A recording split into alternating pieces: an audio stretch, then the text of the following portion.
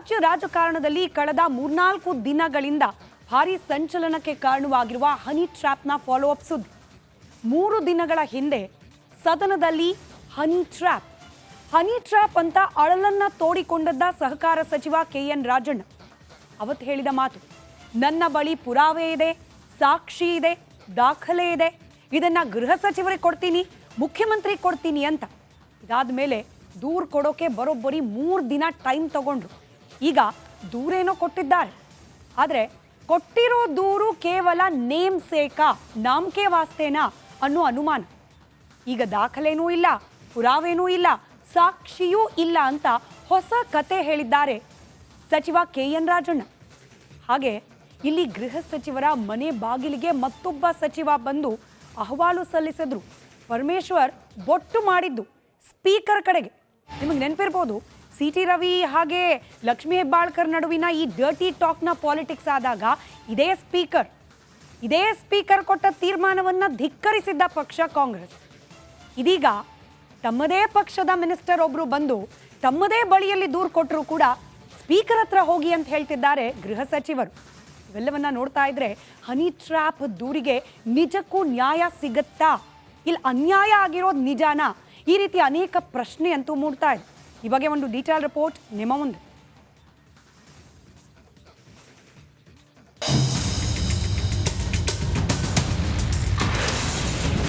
ಕೊನೆಗೂ honey trap ಬಗ್ಗೆ ರಾಜಣ್ಣ ದೂರು. ಏಕಾಏಕಿ ದಾಖಲೆ ಇಲ್ಲ ಎಂದಿದ್ದೇಕೆ ಸಚಿವ? ಕಾಣದ ಕೈ ಆಟದಿಂದ ಮೆತ್ತಗಾದ್ರ ರಾಜಣ್ಣ. ಬಹುಶಃ ದೇಶದಲ್ಲೇ ಸಂಚಲನ ಉಂಟು ಮಾಡಿದ್ದು ರಾಜ್ಯದಲ್ಲಿನ minister and son honey trap case. ಬೇರೆ ಎಲ್ಲೋ ಅಥವಾ ಬೇರೆ ಯಾರಿಗೋ ಹಿಂಗೆ ಹನಿ ಟ್ರ್ಯಾಪ್ ಬಗ್ಗೆ ಬೊಟ್ಟು ಮಾಡಿದ್ರೆ ಅದು ಬೇರೆ ಕತೆ. ಆದರೆ ಸದನದಲ್ಲೇ ಪ್ರತಿಧ್ವನಿಸಿದ್ದು ಅಪ್ಪ ಮಗನ ವಿರುದ್ಧದ ಹನಿ ಟ್ರ್ಯಾಪ್ ಪ್ರಯತ್ನ ಕೇಸ್. ಅದರಲ್ಲೂ ಕಲಾಪದಲ್ಲೇ ಖುದ್ದು KN ರಾಜಣ್ಣರೇ ಹೌದಂತ ಒಪ್ಪಿಕೊಂಡಾಗ ಗಾಯದ ಮೇಲೆ ಹಾಕಿದಂತಾಗಿದ್ದು ಬರೆ. ಇದಾಗಿ 3-4 ದಿನಗಳೇ ಕಳೆದಿವೆ.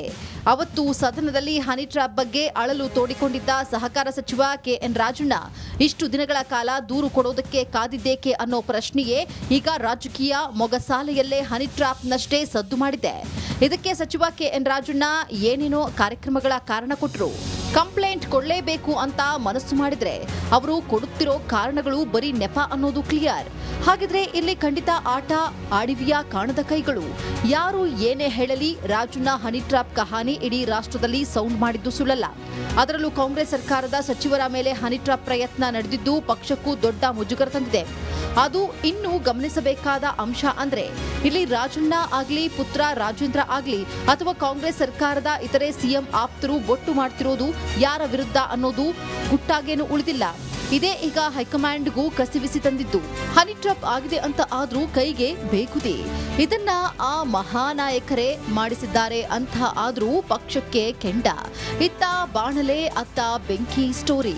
ಇನ್ನು ಸ್ಪಷ್ಟವಾಗಿ ಹೇಳೋದಾದ್ರೆ ಇಲ್ಲಿ KN ರಾಜಣ್ಣ ಆಗ್ಲಿ ಅಥವಾ CM ಬಣದ ಇನ್ಯಾರೇ ಸಚಿವರಾಗ್ಲಿ ಯಾರ ಹೆಸರನ್ನ ಡೈರೆಕ್ಟ್ ಆಗಿ ಉಲ್ಲೇಖ ಮಾಡುತ್ತಿಲ್ಲ.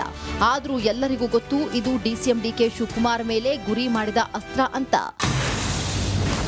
ಅವತ್ತಿದ್ದ ದಾಖಲೆ ಇವತ್ತು ಇಲ್ಲವೇ ಇಲ್ಲ.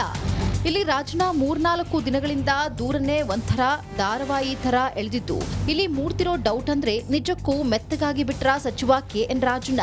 ಅಂದ್ರೆ ಇಷ್ಟರಲ್ಲೇ ಯಾವುದಾದರೂ ಕಾಣದ ಕೈಗಳು ಆಟ ಆಡಿಬಿಟ್ವಾ? ಸುಖ ಸುಮ್ಮನೆ ಪಕ್ಷದಲ್ಲೇ ಏಕೆ ಈ ರದ್ದಾಂತ? ಪಕ್ಷದ ಇಮೇಜ್ಗೆ ಕಳಂಕ ಅಂತ ಏನಾದ್ರೂ ದಿಲ್ಲಿ ಮಟ್ಟದಿಂದ ರಾಜಣ್ಣ ಮೇಲೆ ಒತ್ತಡ ಕ್ರಿಯೇಟ್ ಆಯ್ತಾ? ಈ ಕ್ವೆಶ್ಚನ್ನು ರಾಜಕೀಯ ಮೊಗಸಾಲೆಯಲ್ಲಿ ಸುಳಿದಾಡ್ತಾ ಇದೆ. ಇದಕ್ಕೆ ಪೂರಕ ಎನ್ನುವಂತೆ ಅವತ್ತು ವಿಧಾನಸಭೆಯಲ್ಲಿ ನನ್ನ ಹತ್ರ ದಾಖಲೆ ಇದೆ ಅಂತೆಲ್ಲ ಹಾರಾಡಿದ ರಾಜಣ್ಣ ಈಗ ನೋಡಿದ್ರೆ ಅಯ್ಯೋ ನಾನು ಮನೆಯಲ್ಲಿ CCTV ಇರಬಹುದು ಅಂತ ಅನ್ಕೊಂಡು ಹಿಂಗೆ ಹೇಳಿದೆ ಅಂತ ಉಲ್ಟಾ ಹೊಡಿತಾ ಇದ್ದಾರೆ. ಸ್ವತಃ ಅವರಿಗೆ ಗೊತ್ತಿಲ್ಲದೆ ಬೆಂಗಳೂರು ಮನೆ CCTVಯನ್ನೇ ದಾಖಲೆ ಅಂತ ಬಿಂಬಿಸೋಕೆ ಹೋಗುವಷ್ಟು ದಡ್ಡರೇನಲ್ಲ ರಾಜಣ್ಣ ಅನ್ನೋದು ಅವರನ್ನ ಹತ್ತಿರದಿಂದ ನೋಡಿದ ಮಂದಿ ಅಭಿಪ್ರಾಯ. ಒಟ್ಟಾರೆ ರಾಜಣ್ಣ ದೂರಿನ ಪ್ರಕ್ರಿಯೆ ಕಂಪ್ಲೀಟ್ ಆಗಿದೆ. ಇದೀಗ ಚೆಂಡು ರಾಜ್ಯ ಸರ್ಕಾರದ ಅಂಗಳಕ್ಕೆ ಬಿದ್ದಿದೆ. ಇದನ್ನ ಪೊಲೀಸ್ ಸ್ಟೇಷನ್ಗೆ ವರ್ಗ ಮಾಡಿ ಪೊಲೀಸ್ ತನಿಖೆ ಶುರು ಆಗುತ್ತಾ ಅಥವಾ ಎಸ್ಐಟಿ ತನಿಖೆಗೆ ಆದೇಶ ಆಗುತ್ತೋ ಅಥವಾ ಡಿಜಿಪಿ ಅಥವಾ ಐಡಿಜಿಪಿ ಮಟ್ಟದಲ್ಲೇ ತನಿಖೆ ಶಾಸ್ತ್ರ ಮುಗಿಯುತ್ತೋ ಆರ್ ನಿವೃತ್ತ ನ್ಯಾಯಾಧೀಶರ ನೇತೃತ್ವದಲ್ಲಿ ತನಿಖೆ ನಡೆಸಲಾಗುತ್ತೋ ಅಥವಾ ಮಹಾನಾಯಕನ ಆಟಕ್ಕೆ ಕಡಿವಾಣ ಹಾಕೋಕೆ ಸಿಬಿಐಗೆ ಕೇಸ್ ರೆಫರ್ ಮಾಡಲಾಗುತ್ತೋ ಈ ಬಗ್ಗೆಯೇ ಈಗ ಎಲ್ಲರಲ್ಲಿ ಕುತೂಹಲ ಮೂಡಿತ್ತು. ಸದ್ಯಕ್ಕೆ ಅಸೆಂಬ್ಲಿಯಲ್ಲಿ ಪ್ರಾರಂಭವಾದ ಈ ಹನಿ ಹನಿ ಕಹಾನಿ ಸ್ಪೀಕರ್ ಅಂಗಳಕ್ಕೆ ಬಂದು ತಲುಪಿತು. ಕೊನೆಗೂ ಒಂದು ದೂರು ಅಂತ ಹೇಳಿ ಸಲ್ಲಿಸಿದ್ದಾರೆ ರಾಜಣ್ಣ ಅವರು. 3-4 ದಿನ ಟೈಮ್ ತಗೊಂಡು ಗೃಹ ಸಚಿವ ಡಾಕ್ಟರ್ ಜಿ ಪರಮೇಶ್ವರ್ ಅವರನ್ನ ಪರ್ಸನಲಿ ಭೇಟಿಯಾಗಿ ದೂರು ಕೊಟ್ಟಿದ್ದಾರೆ. 3 ಪುಟಗಳ ದೂರನ್ನ ಕೊಟ್ಟಿದ್ದಾರೆ ಸಹಕಾರ ಸಚಿವ KN ರಾಜಣ್ಣ. ಇಂಟ್ರೆಸ್ಟಿಂಗ್ಲಿ ದೂರಿನಲ್ಲಿ ಯಾವೆಲ್ಲ ಅಂಶಗಳನ್ನು ಉಲ್ಲೇಖ ಮಾಡಿದ್ದಾರೆ ಅನ್ನೋದು ಕೂಡ ಇಲ್ಲಿ ಬಹಳ ಮುಖ್ಯ ಆಗುತ್ತೆ.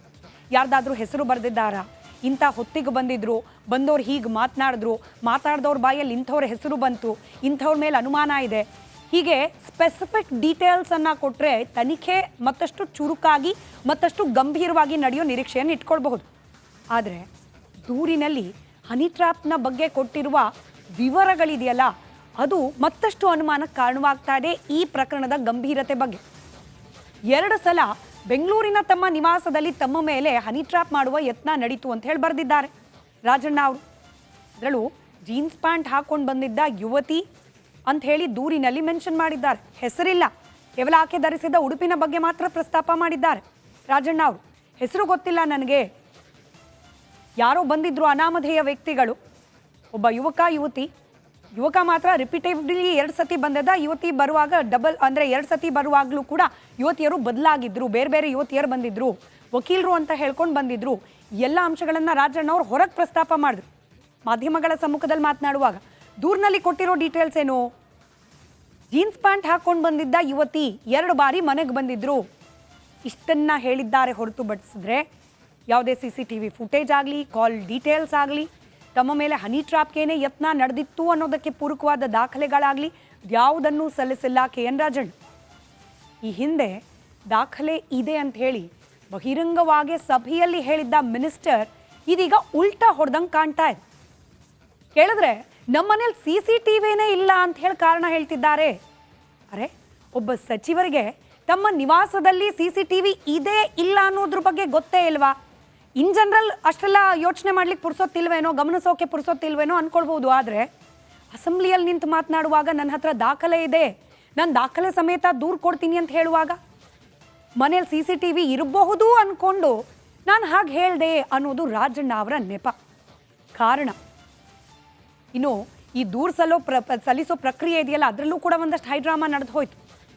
ಮೊದಲು ನೆಲಮಂಗಲದಲ್ಲಿ ಪರಮೇಶ್ವರ್ ಅವರನ್ನು ಭೇಟಿಯಾಗ್ತಾರೆ.